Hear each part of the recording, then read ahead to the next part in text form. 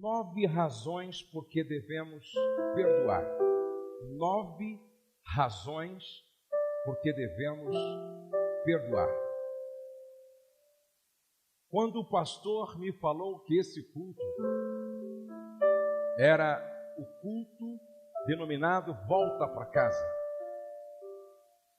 não tem como a gente pensar em um filho que está voltando para casa sem entender o caminho da volta, que tem a ver com perdão, tem a ver com reconciliação. Jesus ensinou os discípulos a orar assim: Pai nosso que estais nos céus, santificado seja o teu nome, venha o teu reino, seja feita a tua vontade, assim na terra como no céu. Dá-nos hoje o nosso pão de cada dia. Perdoa as nossas dívidas, assim como perdoamos aos nossos devedores.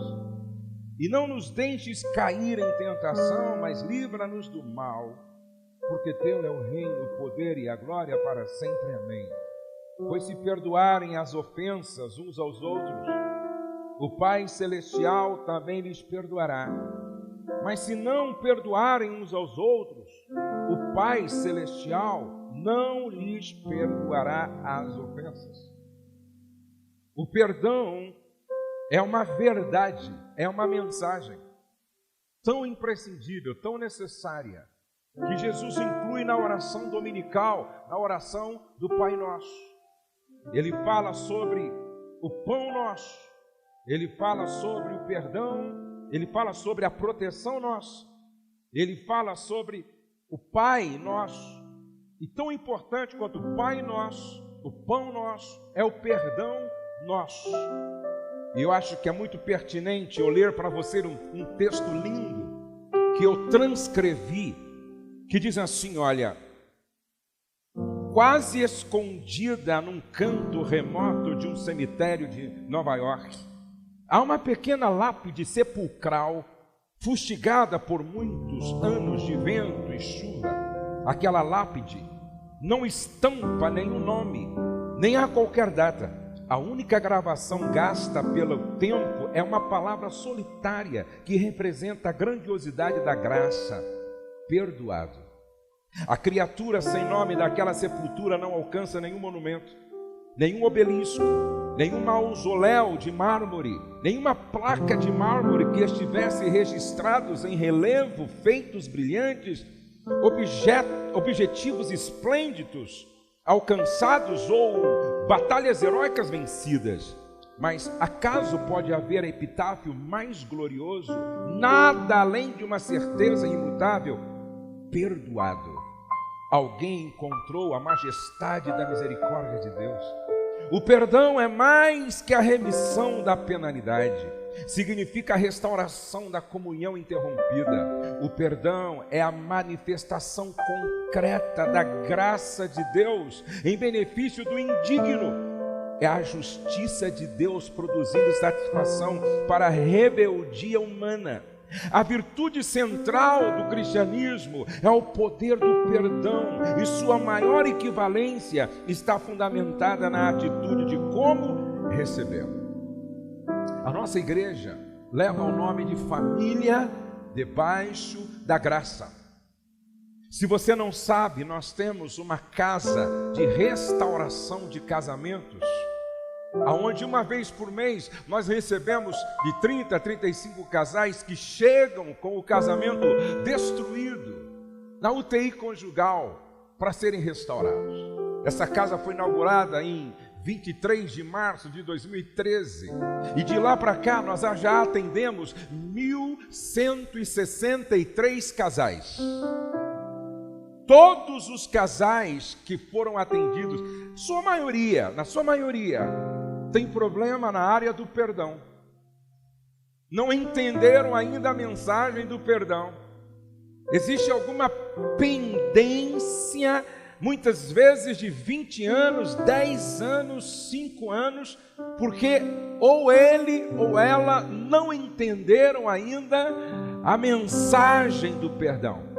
E aí eu quero que você compreenda hoje 9 lições sobre o perdão à luz das Escrituras Sagradas. Isso pode mudar tudo na sua vida, isso pode mudar tudo na sua família, isso pode mudar tudo no seu casamento, isso pode mudar tudo na sua história. Número 1, decida perdoar. Primeiro vem a obediência, depois o sentimento. Decida perdoar. Primeiro vem a obediência, depois o sentimento. A Bíblia diz em Efésios 4:32: antes sede uns para com os outros benignos, misericordiosos, perdoando-vos uns aos outros, como também Deus vos perdoou em Cristo. Algumas pessoas dizem assim: eu não perdoei ainda porque eu não senti de perdoar. Algumas pessoas dizem: não, pastor, eu não perdoei ainda porque eu não tive nenhum sentimento da parte de Deus. Mas quem falou para você que perdoar primeiro é um sentimento? O ofendido, sabe o que ele sente? Desejo de pagar com a mesma moeda. O ofendido, sabe o que ele sente? Vontade de devolver a pedra. O ofendido, sabe o que ele sente? Vontade de se vingar. Se eu fui ofendido quando os bandidos entraram na minha casa, ameaçaram a minha esposa de estupro lá em Santo André, aonde eu morava, se você me perguntasse logo depois do acontecido: você tem vontade de perdoar? Pelo contrário, eu tenho vontade de matá-los. Você sente de perdoar? Pelo contrário, o meu sentimento é de destruí-los. Mas você vai perdoar por quê? Porque eu não sou governado pelo que sinto, eu sou governado por princípios estabelecidos na palavra. Não são os sentimentos que me guiam, eu sou guiado pela palavra, eu sou guiado pelo Evangelho, eu sou guiado pelo que Deus diz na palavra. Não importa o que eu sinto, importa o que a Bíblia está dizendo. E a Bíblia está dizendo: perdoando-vos uns aos outros. Está conversado. A segunda lição que a gente precisa aprender: não perdoar custa muito caro. Repete comigo: não perdoar custa muito caro. Diga para o irmão ao lado: não perdoar custa caro. Por que custa caro? Número 1, empobrece. Repete comigo: empobrece. Quando você não perdoa, você tem 3 cunhados, aí você perde 2, só fica com 1. Quando você não perdoa, você tem 10 amigos, perde 5, só fica com 5. Quando você não perdoa, você tem 4 irmãos, não perdoou 2, você já perdeu mais 2. Preste atenção: o que vale na vida não é quanto você tem de dinheiro. O que vale na vida não é quantos carros você tem na garagem. O que vale na vida não é quantas casas você tem. O que vale na vida são os relacionamentos que você constrói. O que vale na vida é quantos amigos você tem, com quantos na sua família você se relaciona. Cada amigo que você perde é um valor que se foi. Cada parente que você perde é um valor que se foi. Cada pessoa da sua família que você perde é um outro valor que se foi. E aí o seu mundo de relacionamentos vai diminuindo, e de repente você não se dá conta de que você está ficando cada dia mais pobre, correndo sério risco de, quando morrer, faltar gente para levar seu caixão. Não perdoar custa caro porque adoece. Adoece a alma. Não perdoar adoece a alma. Quem não perdoa desenvolve um câncer na alma. Presta atenção: quem não perdoa vai se tornando uma pessoa mal-humorada, cronicamente mal-humorada, vai se tornando uma pessoa tóxica. Aonde ela chega, ela intoxica, ela perturba. Por quê? Porque ela está doente, enferma e influencia com a sua enfermidade a outros. A Bíblia diz que quem não perdoa desenvolve dentro de si uma raiz de amargura que, em crescendo, contamina e envenena muitas doenças são psicossomáticas. Aí a pessoa vai no médico e o médico faz todos os exames, pede todos os exames e no final chega e diz: você não tem nada. Mas a pessoa diz: mas está doendo, está doendo muito, eu não consigo dormir. Mas os exames não diz nada, você não tem nada fisicamente, porque o problema não tem causa física, tem causa emocional. Quem não perdoa, a alma vai gritando através do corpo. Por exemplo, úlcera nervosa, não sei aonde, pegaram a saliva de um cara, era um laboratório, conseguiram isso. Pegaram a saliva de um cara possesso de raiva. O cara estava assim muito bravo, estava assim muito nervoso, estava endiabrado. Conseguiram tirar a saliva dele e aplicaram no rato. O rato ficou louco. Se a saliva de um cara possesso de raiva enlouqueceu um rato, o que não faz com o seu estômago? É por isso que tem úlcera nervosa. É por isso que tem gente doente, porque está engolindo uma saliva venenosa, por causa da ira, da raiva, não perdoa. Terceiro, não perdoar custa caro, porque compromete a própria eternidade. A Bíblia diz, Jesus falando: se você não perdoa, meu Pai Celeste não te perdoa, e no céu só entra perdoados e quem perdoou. Então não perdoar coloca em risco a minha eternidade. Em terceiro lugar, ou melhor, antes, deixa eu ler para vocês: a mágoa adoece física, a mágoa adoece física, emocional e espiritualmente, pois quem não perdoa não tem paz, quem não perdoa vive no cárcere do ressentimento. Disse Smith: a pessoa que não perdoa fere-se muito mais do que a que não foi perdoada. Número 3, perdoar é não manter os registros das falhas. Olha o que diz a Bíblia, 1 Coríntios 13:5: o amor não maltrata, não procura seus interesses, não se ira facilmente, não guarda rancor. Outra vez, repete comigo, vamos lá? Não guarda rancor. Juntos, vamos? Não guarda rancor. Perdoar, é rasgar aquela listinha de ressentimentos.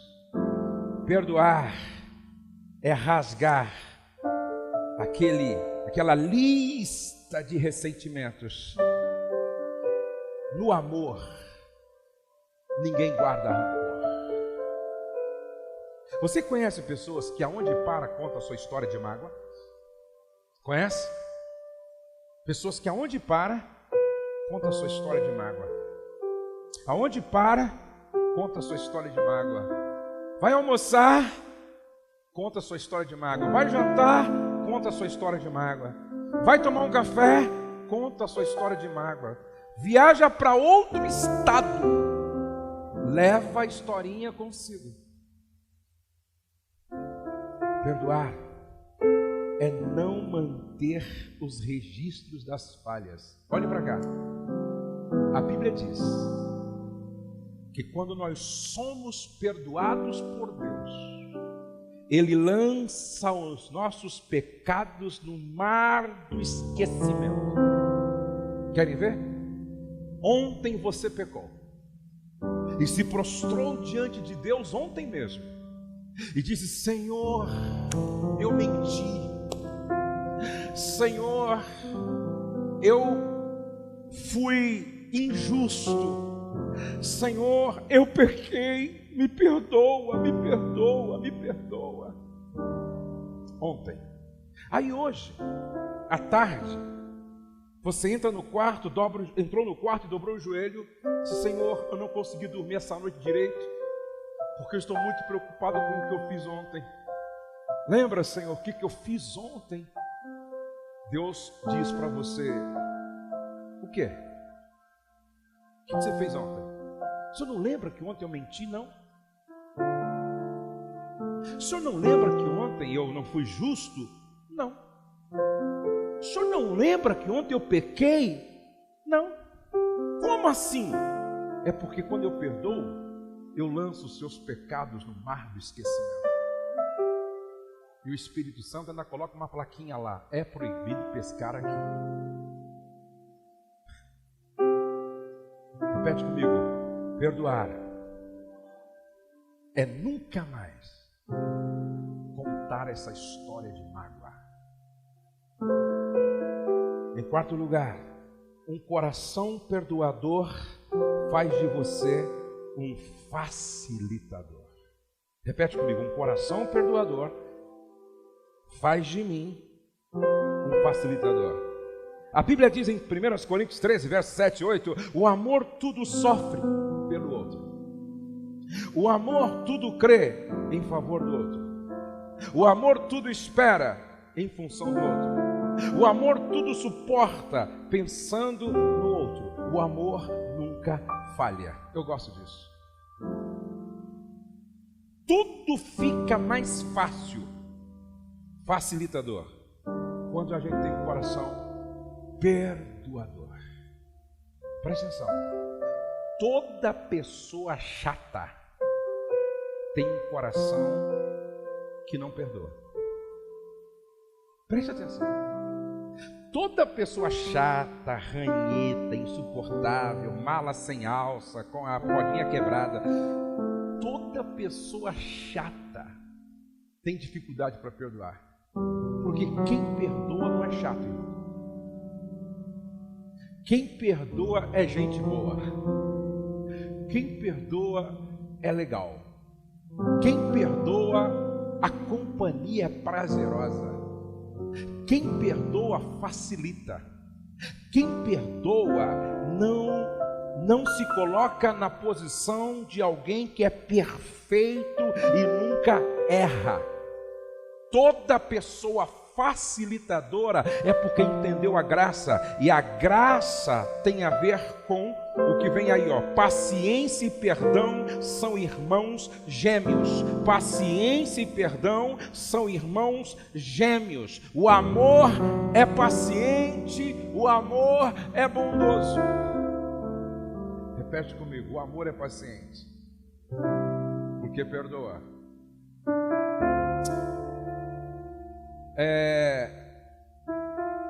Eu sempre gosto de contar isso porque é muito importante você aprender com a experiência dos outros. Quem me conhece há mais tempo aqui, eu acho que já percebeu que eu dei uma melhorada, porque eu era muito chato, gente. Eu era chato na fila, eu não suportava fila. Eu era chato no trânsito, eu brigava com todo mundo. Viu, simpático? Eu só não morri no trânsito porque Deus me guardou. Porque eu era chato no trânsito. Eu era chato no hotel. Eu não perdoava ninguém. Eu era chato no restaurante. Se atrasasse minha comida, eu brigava com todo mundo. Não é verdade, Rose? Quantas vezes a Rose passou vergonha comigo? Eu era chato. Abra a sua Bíblia. Eu gostaria que você lesse um texto comigo aqui que vai te ajudar a entender o que eu estou falando. Abra a sua Bíblia em 1 Coríntios capítulo 13, por favor. 1 Coríntios capítulo 13. Abra aí a sua Bíblia. Eu vou profetizar. Nunca mais a sua vida vai ser a mesma a partir dessa noite. Quantos podem dizer amém? 1 Coríntios capítulo 13, verso 11. Diz assim, ó: quando eu era menino, repete comigo: quando eu era menino, falava como menino, pensava como menino, raciocinava como menino. Você já viu alguma criança paciente? Já viu, sim ou não? Você já viajou 8 horas com criança no carro? Elas ficam assim a viagem inteira. Tá chegando, pai? Tá chegando, pai? Tá chegando, pai? Não é verdade? Você já viu como criança briga por bobagem? Você já viu criança gritando desesperadamente, fazendo um inferno porque a bolinha de gude caiu no bueiro?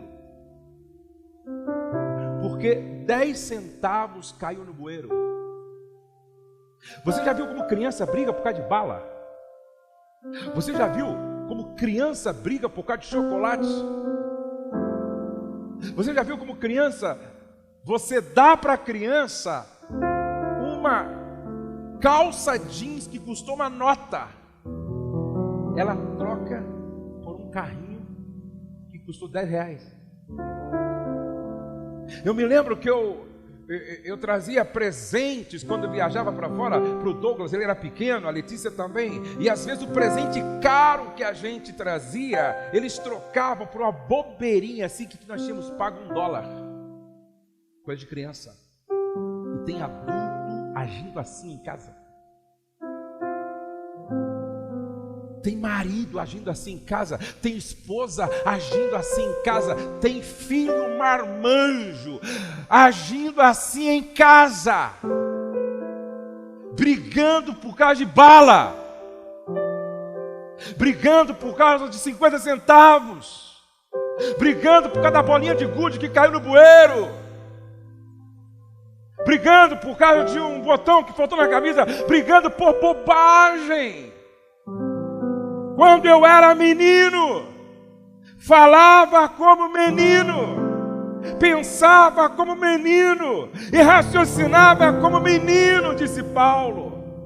E como é bom quando você reconhece isso, porque eu reconheci e disse para mim mesmo: está na hora de eu amadurecer.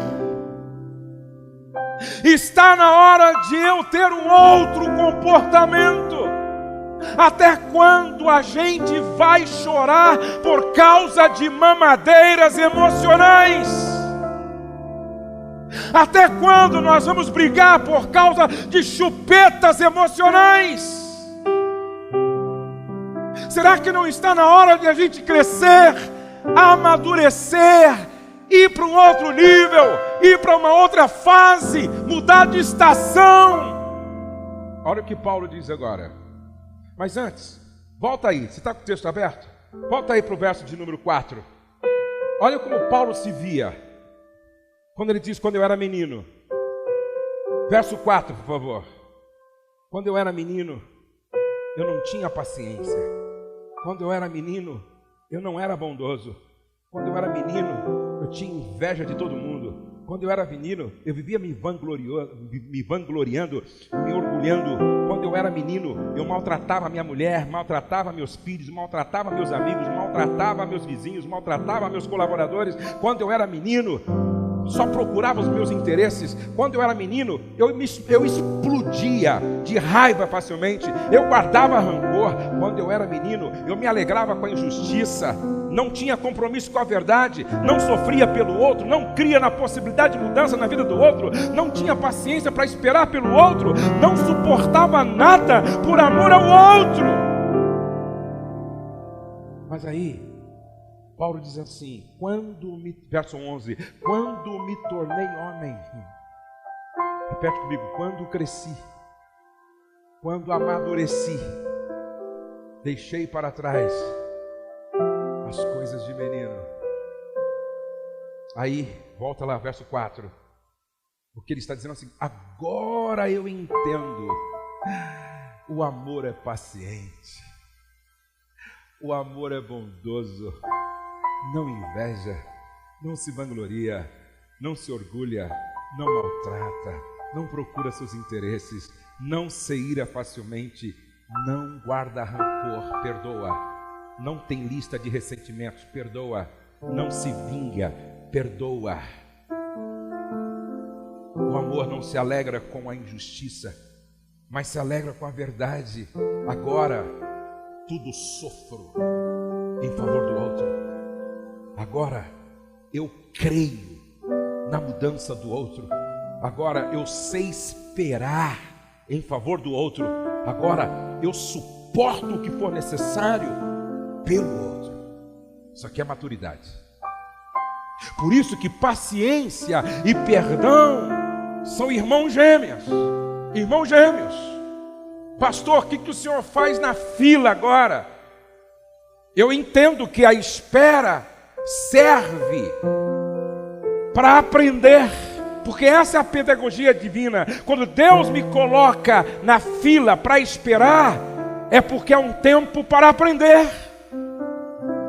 Pastor, e no restaurante, quando erram, eu perdoo.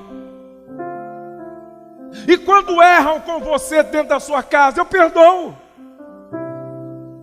Preste atenção que o amor é paciente, o amor é bondoso. Até porque o perdão é a encarnação deste amor. Quinto, o perdão deve ser oferecido mesmo quando o ofensor continua sem arrependimento.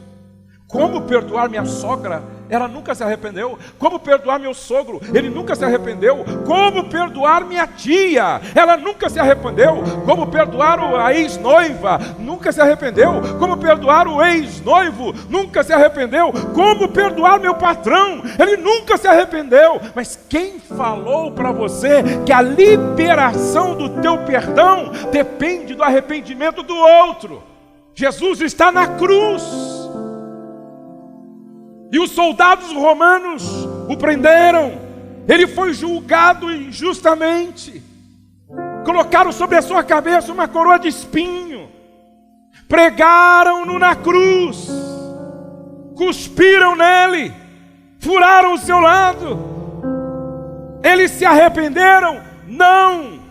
No entanto, ele diz: Pai, perdoa-lhes, pois não sabem o que estão fazendo. Pastor, mas meu pai já morreu. Perdoa, não por ele, por você. Minha mãe já morreu. Perdoa, não por ela, por você. Pastor, o meu vizinho que me feriu, me ofendeu, me machucou, me prejudicou, já morreu. Libera perdão, não por ele, por você.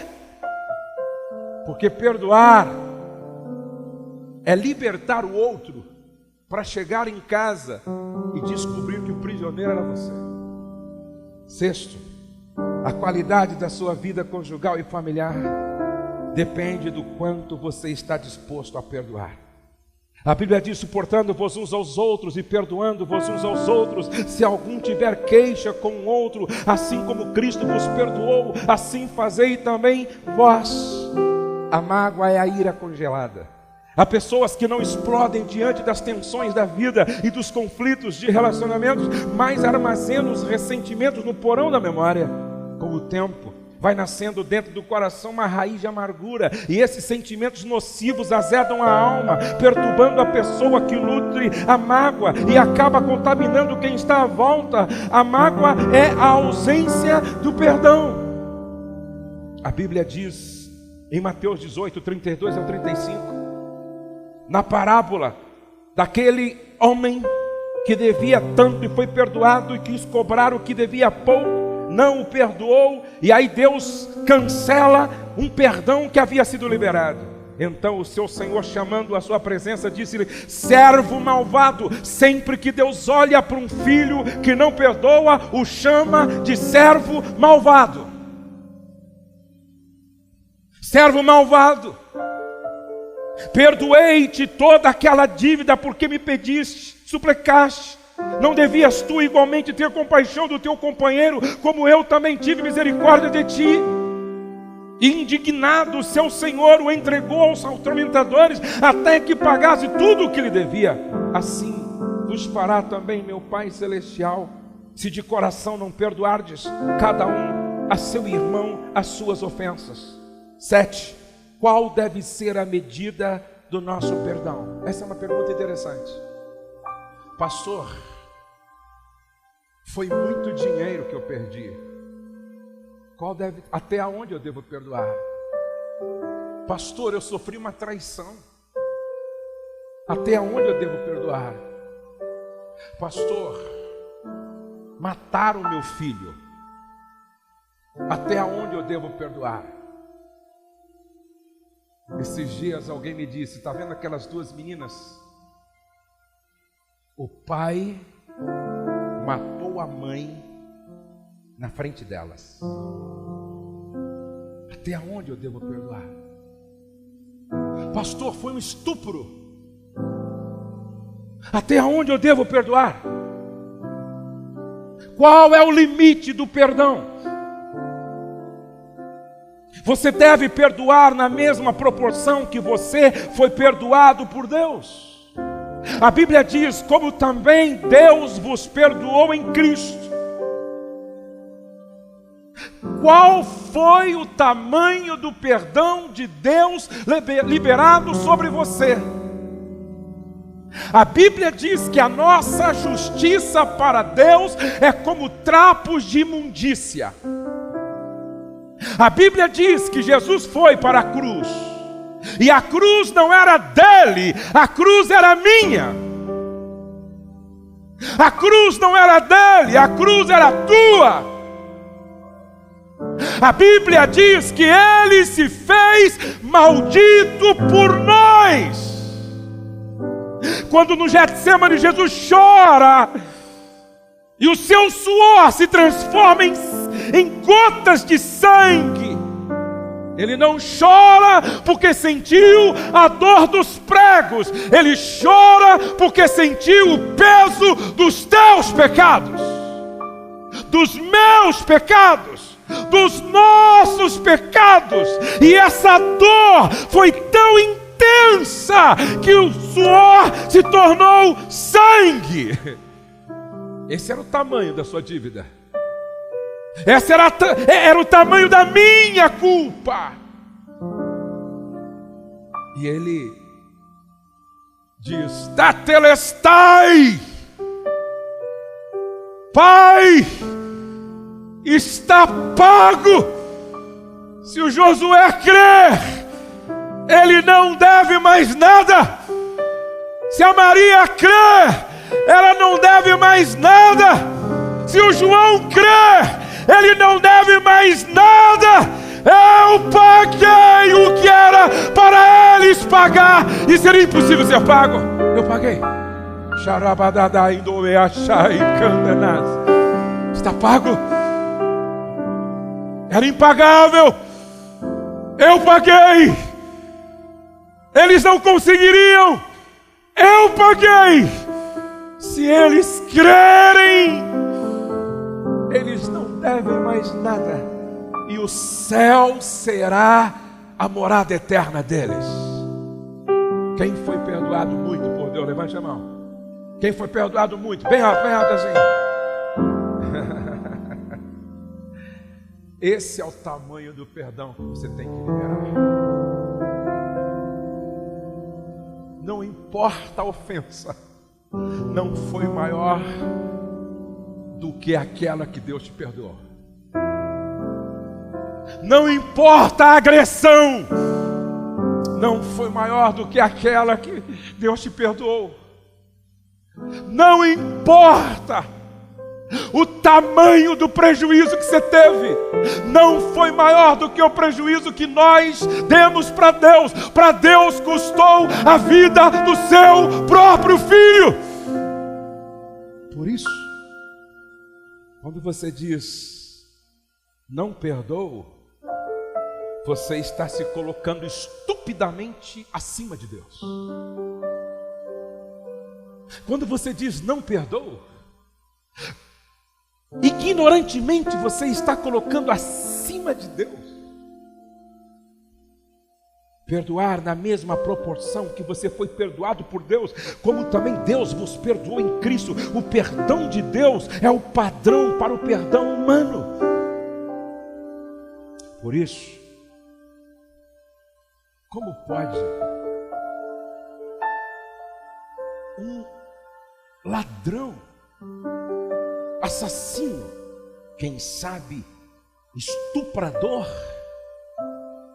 quem sabe deixou filhos órfãos assassinando os pais, está ao lado de Jesus na cruz, e ao lado de Jesus ele se arrepende, e ele diz: lembra-te de mim quando entrardes no teu reino. Mas era assassino, era ladrão, quem sabe estuprador. Lembra-te de mim, eu me arrependo. Lembra-te de mim quando entrardes no teu reino. Jesus olha e diz: hoje mesmo estarás comigo no paraíso. Porque o perdão é o escândalo da cruz, o perdão é o escândalo da graça, o perdão é o escândalo da misericórdia, o perdão é o escândalo do amor.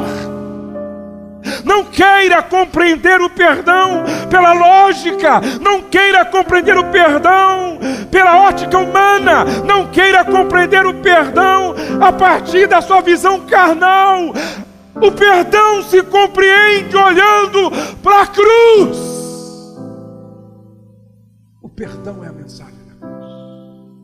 Pai, perdoa, porque eles não sabem o que faz. Oitavo, o perdão é a senha para entrarmos no céu. Quando você chegar na porta, vamos imaginar assim, ó, quando você chegar na porta do céu, não sei quem vai estar lá, vai perguntar para você: você tem a senha? Que senha? Você perdoou tua sogra? Ah, esqueci. Você perdoou teu irmão? Você perdoou sua irmã? Você perdoou seu patrão? Você perdoou seu pastor? Você perdoou o líder de célula? Você perdoou o seu funcionário que te roubou? Você perdoou o seu patrão que foi injusto com você? Você perdoou? Sabe que eu não tinha prestado atenção nisso? Então, sem esta senha, você não entra. Você tem a senha? Você tem a senha? Se porém não perdoardes aos homens as suas ofensas, também vosso Pai vos não perdoará as vossas ofensas. Por último, eu gosto disso. O perdão é um caminho de Deus no deserto. Olha o que a Bíblia diz, gente. Isaías 43:18. Não vos lembreis das coisas passadas, nem considereis as antigas, porque eis que faço coisa nova. É profético isso. Quantos creem que essa noite é profética? Levante a sua mão, por favor. Um novo cântico nascerá nos teus lábios hoje. Uma nova história Deus vai começar a escrever. Aramai de Onogobarachai. Um novo caminho começará a ser trilhado nesta noite. Toda mágoa vai cair por terra. Todo sentimento de vingança vai ser destruído. Todo laço vai ser quebrado. Toda cadeia vai ser destruída. Hoje eu vim como profeta para dizer: Deus está dando um basta em Satanás. Hoje prevalece o poder do sangue do Cordeiro. Hoje prevalece o poder da ressurreição do Cordeiro. Hoje prevalece o poder do amor do Cordeiro. Hoje prevalece o poder do perdão. Perdoar é renunciar o passado para curar o presente, a fim de construir um futuro futuro de glória em Deus.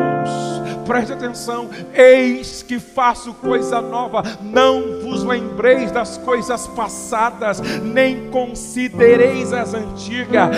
Pare de falar do que já foi, pare de falar do que já passou, pare de falar do que aconteceu lá atrás. Olhe para frente, olhe para frente, olhe para frente. O teu futuro vai ser tão grandioso que o passado cairá no esquecimento. Olhe para frente. Bata no ombro de 7 pessoas e diga: é tempo de olhar para frente, meu irmão. É tempo de olhar para frente. É tempo de olhar para frente.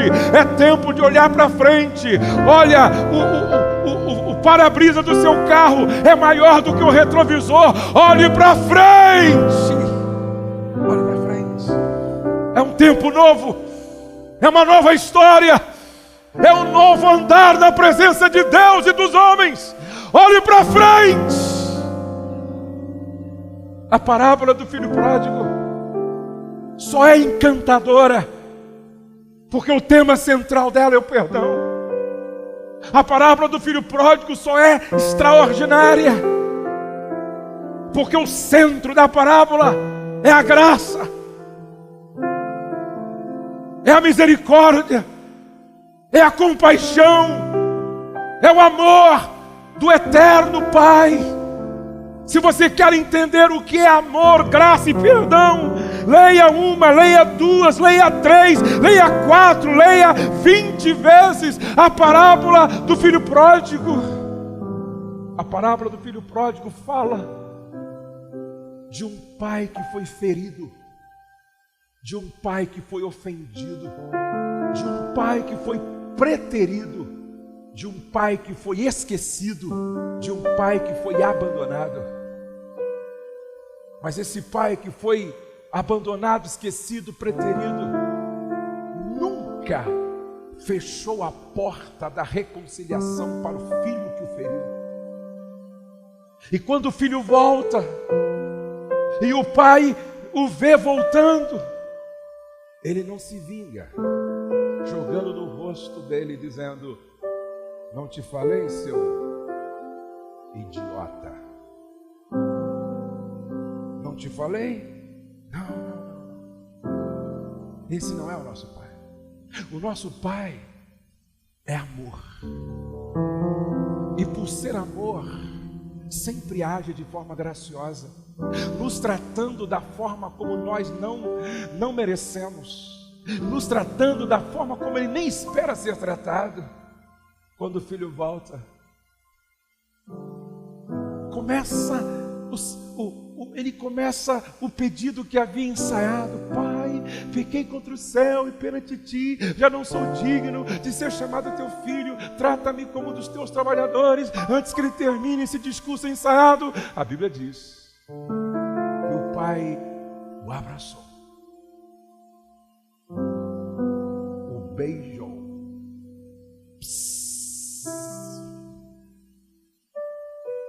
Você tomou o caminho de volta. E esse caminho de volta é o caminho do perdão, da misericórdia e da graça. Deus abate o soberbo, mas abraça os humildes. Ainda que o humilde esteja rasgado, cabeludo, mal cheiroso, barbudo, descaracterizado, anêmico, magro, não se parece com aquele que foi embora. Ainda que esse humilde que volta esteja em uma condição deplorável, a graça o abraça, o beija e diz: entra, vai tomar um banho. Como prova que eu já estava te esperando, mandei comprar um vestido para você. Como prova que eu já estava te esperando, mandei cevar um bezerro. Vai ter festa aqui em casa, patrocinada pela graça. Vou te dar o que você não merece, porque porque esta é a minha vocação natural: amar sem esperar nada em troca, dar o que você não merece. Você continua sendo meu filho, apesar de ter pisado na bola. Você continua sendo meu filho, apesar de ter me traído. Você continua sendo meu filho, apesar de ter me abandonado e se esquecido por um tempo de mim. Você continua sendo meu filho. Então aqui, quem anda descalço são os meus empregados. Você é filho. Por favor, traga alparcas e coloca nos pés dele. Eu estou devolvendo a ele a posição que ele havia perdido. Ele continua sendo meu filho. Esse é o Pai. Nenhum outro perdão é mais impactante, mais relevante, mais extraordinário do que aquele que procede do coração do Pai. Porque a minha disposição para perdoar é filha da disposição do Pai em liberar-me perdão. Porque eu aprendo a perdoar com aquele que um dia me perdoou. Por isso, quem não perdoa ainda não entendeu nada do perdão que recebeu. Porque quando eu digo para você, eu te perdoo, é porque eu entendi o perdão que eu recebi. Quando eu digo para você, você não me deve mais nada, porque eu entendi que eu tinha uma dívida impagável e o meu Pai eterno me perdoou e eu nada mais devo. Talvez o que você mais precisa nessa noite é entender e receber o perdão do Pai que te convida a voltar para casa hoje. Talvez você chegou aqui como filho pródigo, mal cheiroso espiritualmente, maltrapilho espiritualmente, desfigurado espiritualmente, porque longe do Pai a gente vai ficando espiritualmente descaracterizado. Longe do Pai a gente vai ficando espiritualmente feio. Longe do Pai a gente vai se alimentando com aquilo que na verdade não tem nada a ver com o que nós comíamos à mesa espiritual com o Pai. Mas você veio hoje aqui e tudo o que o Pai quer é te dar um abraço perdoador. Eu acho que nada é mais extraordinário quando um pai abraça o filho e diz: está perdoado. Um dia o Pedro, depois de andar distante da presença de Deus, ao voltar para Deus, em casa, à noite, em uma conversa comigo e com a Rose, ele olhou para nós e disse: eu quero pedir perdão para vocês. Nada mais extraordinário do que abraçar esse filho arrependido e dizer: bem-vindo de volta à casa do Pai. Você está perdoado. É o que Deus quer fazer com você hoje, que até aqui andou tão distante dele, mas que veio para ouvir este convite. Chegou o tempo de você voltar para a casa do Pai. E se você quiser, há perdão à sua disposição hoje. O Pai quer te amar.